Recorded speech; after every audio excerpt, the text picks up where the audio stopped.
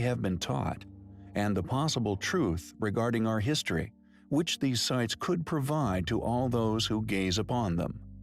Although these particular megalithic blocks somehow stood on their heads, have been explored and exposed for nearly 100 years, with many photographic expeditions having been made to these sites, it has now been proven that these megalithic blocks were not merely signposts made of stones in situ, but were clearly stones cut and once transported to their current location, and were actually strategically placed within one huge mega-settlement. This fact is attempted to be stifled, avoiding individuals questioning how, if indeed they were transported and cut by our more recent ancestors, the Mayans, how they actually accomplished this feat when they clearly required now lost techniques and technologies, as although they were far more primitive, technologically speaking, to the modern man, with us only accomplishing such abilities within the last century, all thanks to modern technology.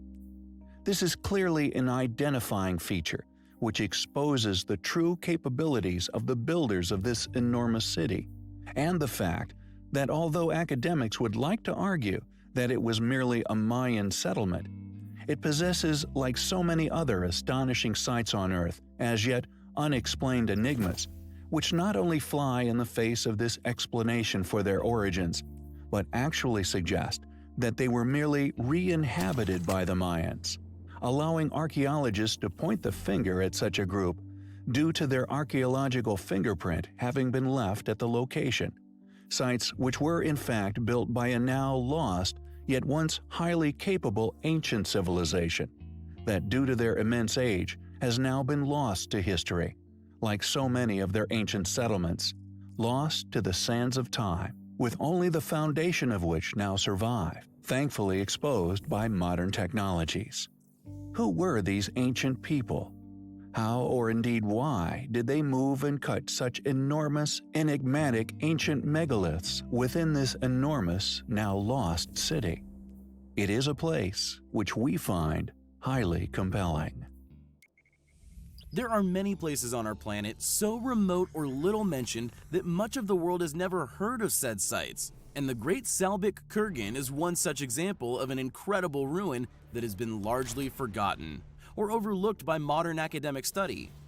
Clearly of a Neolithic age, the thing which is most striking regarding the ruin is the sheer size of the megalithic blocks which make up the main structure. Claimed by many as the most majestic and mysterious ancient monument of southern Siberia, the mound is located in what is locally known as the so-called Siberian Valley of the Kings, where several thousand years ago, it is claimed that there existed a kingdom, one made up of a people once known as the Tagars. Thus, the age monument has been pinned on said culprits, with an age of around 2,300 to 2,500 years attributed to the site. The main earthwork is a stone square mound 70 meters by 70 meters in size, as mentioned, huge slabs of Devonian sandstone, some estimated as weighing as much as 50 to 70 tons, were somehow once inexplicably delivered to the site from a quarry site of over 100 kilometers away, found upon the banks of the Yenisei River. It is believed that it was an ancient temple, and at a later date an ancient astronomical observatory, which like most other Neolithic sites incorporates precessional cycles in its alignment, showing the movement of the sun and the moon. As mentioned, it still remains a complete mystery as to what devices were once utilized for the importation and installation of these gigantic stones. At the corners and sides of the stone fences are deeply driven large menhirs. All 23 stones are of an enormous size. Measuring up to a height of 6 meters, they're clearly smoking guns flying in the face of upheld academic fallacies. The rare excavations and explorations noted as having been undertaken at the site note that before the construction of the giant earth embankment and its accompanying stone fence, there was a crypt of logs in its place, once in the form of a truncated pyramid.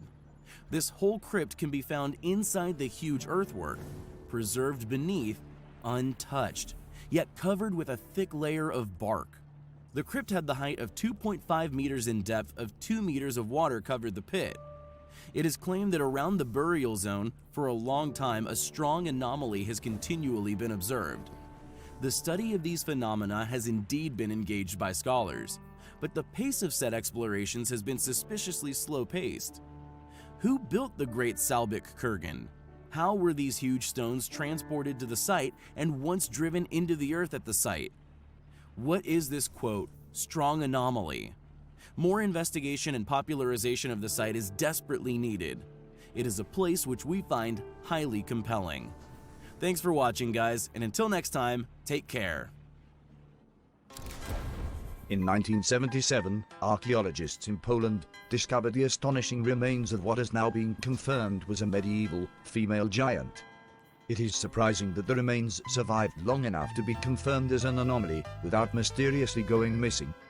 But measuring only 7 foot 2 inches, it may have been presumed that she was just abnormally large. Examinations of her remains, still in situ, have concluded that she was thrown into her burial site without much care, as if hunted, killed and buried. She has been named Ostratomsky, and her remains are located on a lake island, half-hour drive from Poznan. The island includes an ancient palace, church and fortifications. The island has been inhabited since the late Stone Age, and the ruins are shrouded in legend. One intriguing ancient story tells of an unknown king who rests together with his knights at the bottom of the lake. While all other burials in the island's cemetery are made with the head facing west, this giant woman was buried facing in the opposite direction. Maybe they believed her kind to be cursed. Many ancient tribes and cultures still retain stories about a long-forgotten existence of a race of humans that were much taller and stronger than ordinary men. These giants are described as both brave and barbaric, and legends often mention their cruelty. Plenty of these tales can be found in South America. The Payet, a tribe from the Nevada region thousands of years ago, had a legend about a race of red-haired giants called the Sea Tika. The ancestors of the Payet described them as savage and inhospitable cannibals. In the northern Payet language, Sea Tika literally means stew eaters. The legend states that the giants came from a distant land, crossing the ocean on rafts built out of the tuile plant. This legend repeats itself all over the Americas. In the 16th century, Pedro Cesar de Leon recorded an ancient Peruvian tale regarding the origin of the South American giants. According to locals, they also came by sea in rafts of reeds. Some of the men were so tall that from the knee down they were as big as an ordinary man. They tell of the giants waging war on the Payet and all neighboring tribes, spreading terror and devastation. Finally, the tribes united against their common enemy and decimated them. The last remaining red-haired giants sought shelter inside a large cave. The tribes eventually started a fire at the entrance, suffocating the giants. In 1886, a mining engineer named John T. Reed happened to hear the legend from a group of Payets while prospecting near Lovelock, Nevada. The Indians told him that the legend was real and that the cave was located nearby. When he found the cave himself, he was unable to begin digging. News soon spread regarding the discovery of Lovelock Cave. But the attention was profit-driven. A guano deposit was discovered inside, and soon after, in 1911, a company started excavating the precious resource, shipping more than 250 tons to a fertilizer company in San Francisco. Any artifacts that may have been discovered were probably neglected and lost. However, many may have been stolen away under the guise of fertilizer prospecting. Indeed, the company may have all along been a Smithsonian ruse to steal the artifacts from within the cave. After the surface layer of guano had been mined, and the best amongst the smaller relics stolen, strange objects were officially recorded. An official excavation was performed in 1912 by the University of California in 1924. Reports told of thousands of artifacts being recovered, some of them being truly unusual. After a full excavation, removing the entire guano deposit, mummified remains of several red-haired, ancient giants were found buried in the cave. Measuring between 8 to 10 feet in height, these mummies have since been referred to as the Lovelock Giants. Another intriguing find was a pair of 15-inch long sandals that showed signs of having been worn. Allegedly, other unusually large items were recovered but have since been locked away in museum warehouses and private collections. Including the giants, only a few remnants of the amazing discovery remains in public display. A piece of evidence that remains on site until this day is a giant handprint embedded on a boulder inside Lovelock Cave, made by a giant hand that was covered in soot.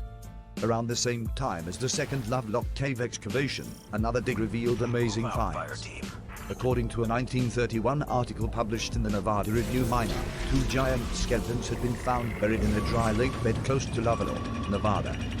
The oversized remains measured 8.5 and 10 feet in height, and also, what I feel is the most interesting fact of all, were mummified in a manner similar to the one employed by ancient Egyptians. The common trait between these mummified giant remains and others recorded in the archives of rare preliminary press articles, discovered as far south as Lake Titicaca, is the presence of red hair.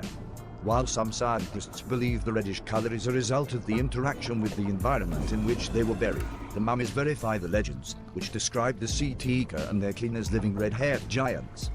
With so many remains now missing, it is up to all of us to collaborate in proof of our mysterious history.